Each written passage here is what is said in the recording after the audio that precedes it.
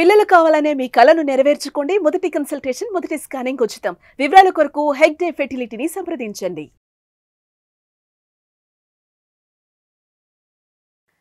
నమస్తే, welcome to Suman TV. నేను గిరిజ. సాధారణంగా సంవత్సరం మారుతుందన్నా లేదంటే ఉగాది వస్తుందన్నా, అదే కాకుండా ప్రతి నెల కూడా మన జాతకం ఏ విధంగా ఉంటుంది, అంటే మనం అనుకున్న పనులు జరుగుతాయా లేదా, ఏదైనా విషయాలలో కొంచెం వెనకడుగు వేయాలా లేదంటే ముందడుగు వేయాలా అని ఖచ్చితంగా జ్యోతిష్యాన్ని మన రాశి ప్రకారంగా మనం చెక్ చేసుకుంటూ ఉంటాం. అది కామన్. అయితే మనకి ఇక్కడ వచ్చేసి మామూలుగా మనం చాంద్రమానం ప్రకారం మన జ్యోతిష్యం వాళ్ళు చెప్తూ ఉంటారు జ్యోతిష్యులు, మనం ఆ జ్యోతిష్యాన్ని చూస్తూ ఉంటాం. అయితే కేరళ వాళ్ళైతే మాత్రం సూర్యమానాన్ని పాటిస్తారు. సో సూర్యమానం ప్రకారం, కేరళ నాడి జ్యోతిష్యం ప్రకారం ఈ 2025 ఆంగ్ల సంవత్సరంలో ద్వాదశ రాశుల వారి ఫలితాలు ఏ విధంగా ఉండబోతున్నాయో తెలియచేయడానికి ప్రముఖ ఆధ్యాత్మికవేత్త, జ్యోతిష్య పండితులు గురుస్వామి రాజన్ నంబూద్రి గురువు గారు ఉన్నారు. వారితో మాట్లాడి మరి రాశి ఫలితాలు ఎలా ఉన్నాయో తెలుసుకునే ప్రయత్నం చేద్దాం. గురువు గారు నమస్కారం. నమస్కారం అమ్మా. కేరళ నాడి జ్యోతిష్యం ప్రకారం ఈ 2025 ఆంగ్ల నూతన సంవత్సరంలో భాగంగా వృషభ రాశి వారికి ఏ విధంగా ఉండబోతోంది గురువు గారు తెలియజేస్తారా? తప్పకుండా అమ్మా. ముందుగా సింహగణపతి దేవతోప్యానమ్మా. చూసేవంటి వీక్షబంధుకి నమస్కారం. అందరికీ మంచి జరగాలి. కేరళ నాడి శాస్త్రం ప్రకారంగా వృషభ రాశి వారికి 3 నష్టము 9 లాభం కనపడుతుంది. ఏమండి? సో విధి విధానం చూసుకుంటేటప్పటికి కూడా ఆరోగ్యం క్షీణించేటప్పుడు కొద్దిగా క్షీణ దోషము, అంటే కేతు క్షీణంగా ఉన్నాడు కాబట్టి క్షీణ దోషము, అంటే జలదోషం లాంటివి అలాంటివి రావటం జరుగుతూ ఉంటుంది. దగ్గు, రంపు అలాంటివన్నీ కూడా జరుగుతుంటాయి కాబట్టి కొన్నింటికి జాగ్రత్త వహించవలసి వస్తుంది. కొన్ని ఏంటంటే కొన్ని రకాలమైనటువంటి జబ్బులు కూడా అనుకోవడానికి అవకాశం ఉంటుంది కాబట్టి దానికి వహించవలసి వస్తుంది. మనీ మ్యాటర్కి వచ్చేటప్పటికి వృషభ రాశి వాళ్ళకి చాలా చక్కగా ఉంది. ఆరోగ్య పట్టగా కొద్దిగా శ్రద్ధ తీసుకుంటే సరిపోతుంది. మనీ మ్యాటర్ చూసుకుంటే మాత్రం చాలా చక్కని అద్భుతమైనటువంటి ఒక వైబ్రేషన్స్తో, అద్భుతమైనటువంటి ఒక కైంగర్యంతో కనబడుతుంది. అంటే పూర్వీకుల ఆస్తి ఏదైతే ఉందో వీళ్ళకి రావటం, పూర్వీకుల సొత్తు ఎక్కడి నుంచైనా రావటం, మీ బిజినెస్లో బాగా అభివృద్ధి జరగటం. ఏమండి? మరి తర్వాత మీరు అనుకున్నవంటి ఏదైనా కార్యక్రమం ఉన్నప్పటికి కూడా ఈ యొక్క సూర్యమాసంలో వచ్చేవంటి ఒక కైంగర్యంలో, అంటే మన నాడి శాస్త్రం ప్రకారంగా మీకు అద్భుతమైనటువంటి యోగదాయకం కనపడతా ఉంది. ఆ తిథి వారాలు కానీ నక్షత్రాలు కానీ అవన్నీ కూడా చాలా చక్కగా మీకు 3 విధానమైనటువంటి యోగదాయకం అని కనపడుతుంది. ఓకే గురువుగారు, మరి విద్యార్థులకి ఏ విధంగా ఉండబోతుంది, అలాగే ఉద్యోగం చేసుకునే ఉద్యోగస్తులకి, అన్ని రంగాల వారికి ఏ విధంగా ఉంటుందంటారు? విద్యార్థులకి ఇప్పుడంతా కూడా చదువుతున్నారు కాబట్టి వారు కూడా కేరళ నాడి శాస్త్ర ప్రకారంగా చాలా అద్భుతమైనటువంటి వైబ్రేషన్స్ రావడానికి అవకాశం కనపడుతుంది. వాళ్ళు ఉన్నవంటి ఒక సోమరిపోతనం కావచ్చు, ఇంకా ఎటువంటిదైనా కూడా కాస్త విధానమైనటువంటి పూజ ఒకటి చేయాలి.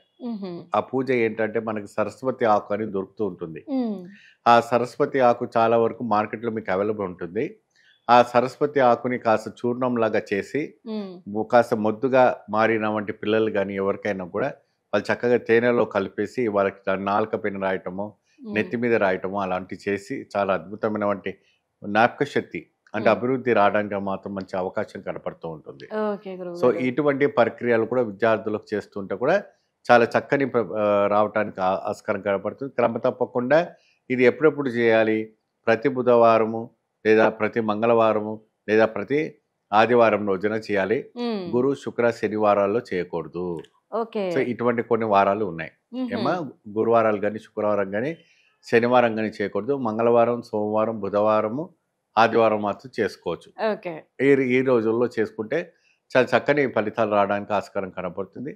ఉద్యోగులకు బదిలీ కావటం, ఉద్యోగులకి 25వ సంవత్సరంలో బదిలీ అంటే మంచి పొజిషన్లో రావడానికి, మంచి పీక్ అయిన పొజిషన్లో వెళ్ళడానికి, ఒక అద్భుతమైన ఒక వైబ్రేషన్స్లో వెళ్ళడానికి మంచి ఛాన్సెస్ ఉండడానికి కనపడుతూ ఉంటుందమ్మా. ఓకే గురువు గారు, మరి అంటే ఆరోగ్య పరిస్థితి ఈ వృషభ రాశి వారికి ఏ విధంగా ఉంటుంది, అలాగే అంటే ఏ దేవుణ్ణి ఆరాధించాలి, అలాగే ఏదైనా దేవాలయానికి వెళ్తే మంచిది అంటారా? చాలా చక్కటి ప్రశ్న.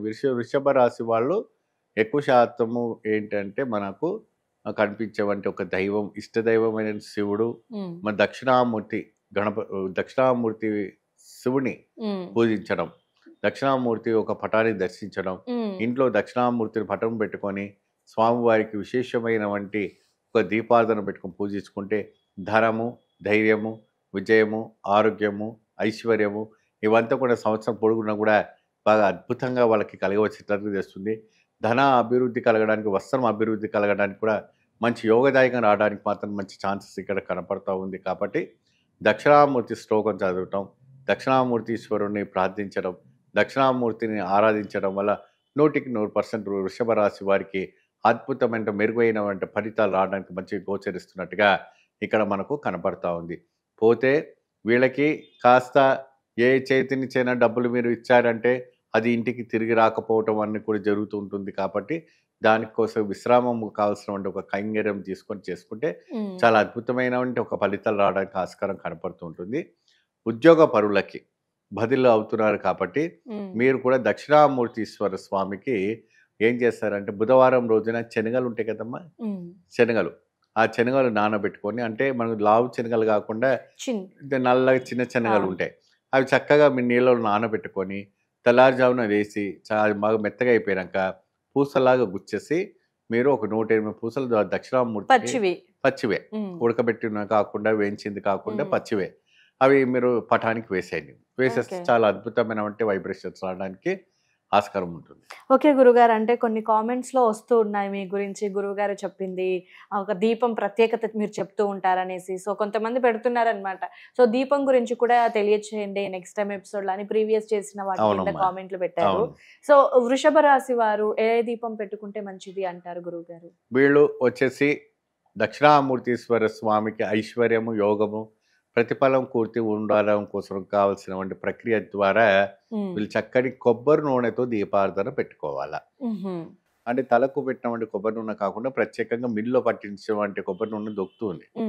అది తీసుకొచ్చి ఒక 100 గ్రాములు తీసుకొచ్చి ప్రతి గురువారం రోజున ఆ దక్షిణామూర్తి ఒక శ్లోకం చెప్పి ఆ కొబ్బరి నూనెను పెట్టి చక్కగా కింద ఏమైనా తమలపాకు పెట్టండి, 2 తమలపాకులు ఎలాంటివి ఏమైనా పెట్టి చక్కగా స్వామివారికి తాంబూలం అర్పణం చేసినట్టు ఉంటుంది, దీపం పెట్టినట్టు ఉంటుంది. దీపం కింద ఎప్పుడు 2 బియ్యం అక్షింతలు వేయాలి కంపల్సరిగా. ఎవరు కూడా అక్షింతలు వేయట్లేదు, దానివల్ల ప్రతిఫలం ఉండదు. అన్నపూర్ణి అనేది కంపల్సరిగా దీపం కింద ఉండాలి. అంటే నిత్య దీపారాధనలో కూడా అలా చేయాలంట. అలా చేస్తే కూడా చాలా మంచిది. ఎప్పుడైనా కూడా మీ ఇంట్లో దీపం పెడుతున్నప్పుడు 2 అక్షింతలు మీరు వేశారంటే మంచి ఒక అష్టైశ్వర్యాలు లభ్యం కావడం అనేది జరుగుతుంది. ఎందుకంటే భూమికిలో ఉద్భవమైన బియ్యం గింజలు కాబట్టి భూగర్భానికి సంబంధించిన ఫలితాలు రావడానికి ఆస్కారం ఉంటుంది. ఓవరాల్గా ఎటువేళ అయినప్పటికి కూడా మీకు ఈ 2025వ సంవత్సరం రోజున అన్ని రంగాల వ్యాపారము, రైతులకి, ఉద్యోగపరులకి, సినీతారులకి, మరి అదేవిధంగా రాజకీయ నాయక వ్యక్తులకి అందరూ కూడా డిసెంబర్ వరకు కూడా చాలా సూపర్గా ఉంది. నేను చెప్పినట్టుగా చక్కగా ఈ సంవత్సరం పాటు కూడా ఇవి చేస్తూ ఉంటే మీకు అష్టైశ్వర్యాలు సిద్ధిస్తాయి. ఓకే గురుగారు, మరి రైతులకు ఏ విధంగా ఉంటుంది పంట పరంగా? రైతులకు కూడానమ్మా దిగుబడి బాగా రావడానికి ఆస్కారం ఉంటుంది. మంచి అద్భుతమైన వైబ్రేషన్స్ రావడానికి కనపడుతుంది. వాళ్ళు ఏదైనా కష్టపడతారు, ఏదేనికైనా కూడా ముందుకెళ్తారు. అంత మాదిరి రైతుకి వాళ్ళకి సుఖ సంతోషం ఇవ్వడం కోసం చేసేవాటి కృషి ఫలితమే ఈ యొక్క ప్రక్రియ. సో ఈ యొక్క సంవత్సరంలో ఇలాంటి పోయిన సంవత్సరంలో నష్టము పోయినప్పటికీ ఈ సంవత్సరం మంచి దిగుబడి రావడానికి మంచి ఆస్కారం కనబడుతుంది. ఆలోచించి దిగుబడి ఉన్నటువంటి పాడి పంట వేసుకుంటే ఫలితం లభిస్తుంది. ఓకే గురుగారు, మరి దక్షిణామూర్తి అని అన్నారు కదా, సో అంటే మనకు దక్షిణామూర్తి గుడి అనేది అన్ని చోట్ల అందరికి అవైలబుల్ గా ఉంటుంది కాబట్టి మరి అలాంటప్పుడు ఇంట్లో పటం పెట్టుకొని చేసుకోవచ్చు అంటారు, లేదంటే వేరే ఏదైనా? ఇప్పుడు ఇంట్లో పటం ఉందంటే మీకు ఉత్తరం నుండి దక్షిణాముఖానికి చూసేవాడి పటాన్ని పెట్టుకొని పూజ చేసుకోవాలమ్మా. లేని పక్షాన శివాలయానికి వెళ్ళండి. శివాలయానికి వెళ్ళేసి చక్కగా అక్కడ చంద్రాకారం ప్రకారంగా 11 సార్లు ప్రదక్షిణ చేయండి. చంద్రాకారము వంక తిరిగి అంటే చంద్రవంకర రూపంగా చేసి చివరిన నంది చెవులో మీ యొక్క కోరిక ఏదైతే ఉందో అది చెప్పేసి ఆ స్వామి యొక్క పాదాలకు నమస్కారాలు చేసుకొని రండి. ఇలాగా క్రమ తప్పకుండా ఈ సంవత్సరం పొడుగున మీరు చేస్తుంటే అయితే మాత్రాన అద్భుతమైన ఐశ్వర్యం ఫస్ట్ క్లాస్గా కనబడుతుంది, మంచి శుభ సూచన కనబడుతుంది. ఆ ఒక 25వ సంవత్సరము ఎటువంటి కూడా బాధపడకుండా, ఆరోగ్యం దెబ్బతినకుండా అష్టైశ్వర్యాలు సిద్ధిస్తాయి వృషభ రాశి వారికి. ఓకే గురుగారు, చాలా చక్కటి విశ్లేషణని అందించారు. సో వీళ్ళకి ఏ విధంగా ఉంటుంది వృషభ రాశి వారికి అనేది, అలాగే వాళ్ళు పూజించాల్సిన దేవుణ్ణి, వాళ్ళు చేయాల్సిన దీపారాధన కూడా తెలియజేశారు గురువుగారు. ధన్యవాదాలు. నమస్తే.